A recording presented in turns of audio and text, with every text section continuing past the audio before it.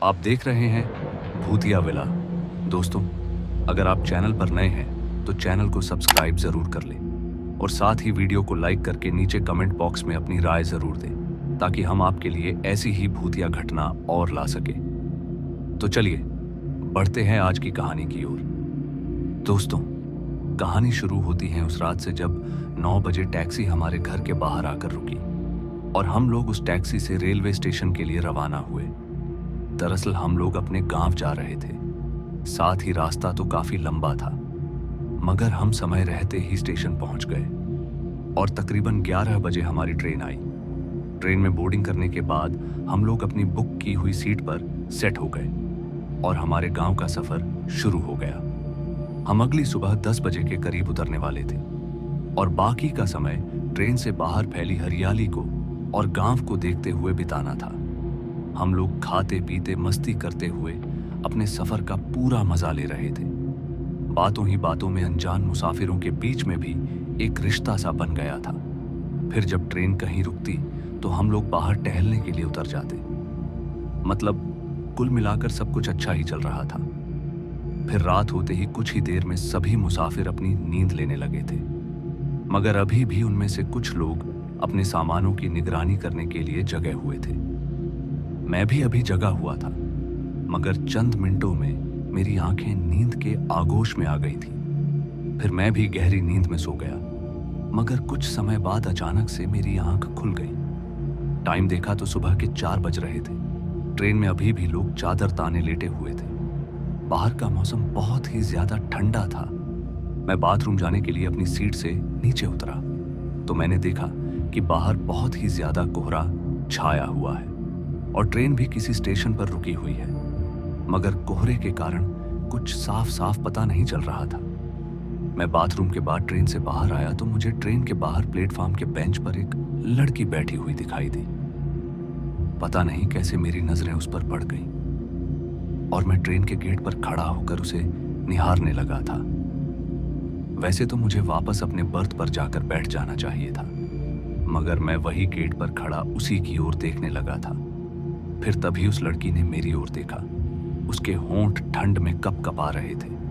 वह अपनी बड़ी बड़ी आंखों से मुझे एक टक देखने लगी। फिर उस लड़की ने इशारा करते हुए मुझे अपने पास बुलाया और मैं भी उसका इशारा देखकर ट्रेन से नीचे उतर गया और उस लड़की की ओर शर्माता हुआ उसके पास जाने लगा। अभी मुझे सिर्फ 2 ही चीजें दिखाई दे रही थी।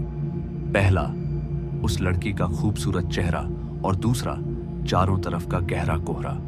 जैसे जैसे मैं उस लड़की के करीब पहुंचने लगा तो कोहरा भी छाने लगा था और कोहरे के छटते ही जो मैंने देखा तो उसे देखते ही मैं वहीं सुनसा हो गया। मैं ना तो कुछ बोल पा रहा था और ना ही अपने हाथ पैर हिला पा रहा था। मैं किसी मूर्ति की तरह वहां पर खड़ा मदद के लिए अपने आसपास देखने लगा। दरअसल जैसे ही कोहरा छटा तो मैंने देखा कि वो लड़की जिस बेंच पर बैठी थी उसके पीछे 3 और लोग खड़े थे, जिनके चेहरे सफेद और बहुत ही भयानक थे। और तो और वो लड़की अपना सर गोल गोल घुमा रही थी और वह सारे मुझे देखकर मुस्कुरा रहे थे। अब मैं वापस ट्रेन में जाना चाहता था, मगर मैं बिल्कुल असमर्थ था। उस लड़की के साथ वो तीनों लोग भी मेरी ओर बढ़ने लगे और उन्हें अपनी ओर बढ़ता देख मेरे आंसू बहने लगे। तभी मुझे ट्रेन का हॉर्न सुनाई दिया और जब मैंने प्लेटफॉर्म की तरफ देखा तो एक ट्रेन दूसरे ट्रैक पर आ रही थी। फिर जब दोबारा मैंने उस बेंच की ओर देखा तो वहां पर अब कोई भी नहीं था। उन्हें वहां ना पाकर मुझ में थोड़ी हिम्मत आ चुकी थी और तभी मैं वापस ट्रेन में आकर बैठ गया। मैं इतना डरा हुआ था कि मैं अपने घर वालों को भी नहीं जगाया।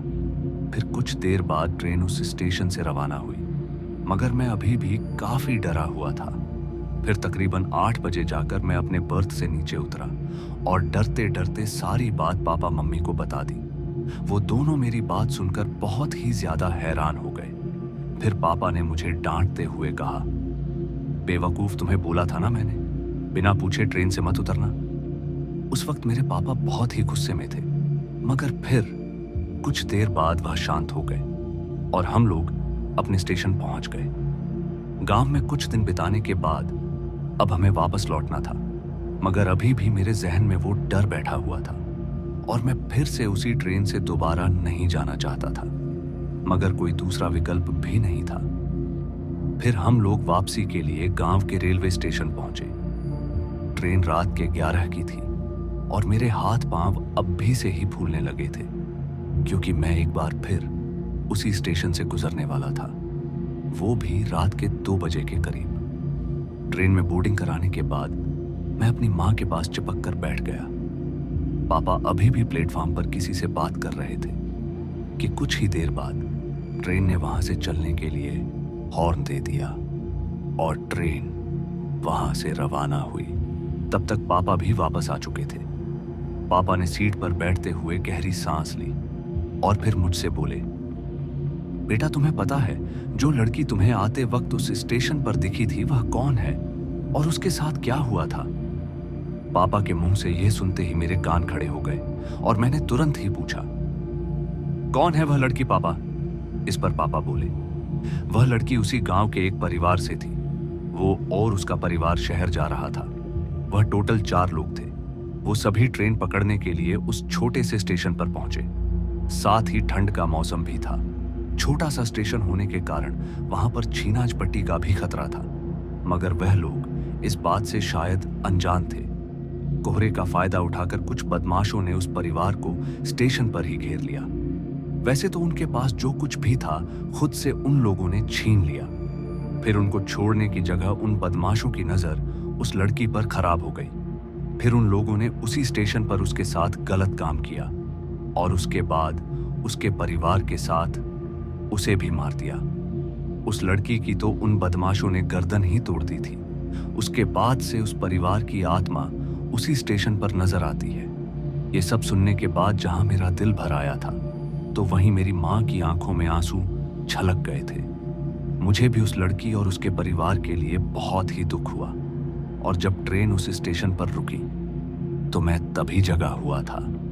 खिड़की से बाहर की ओर देखते हुए मैं भगवान से उस लड़की और उसके परिवार की आत्मा की शांति के लिए प्रार्थना कर रहा था।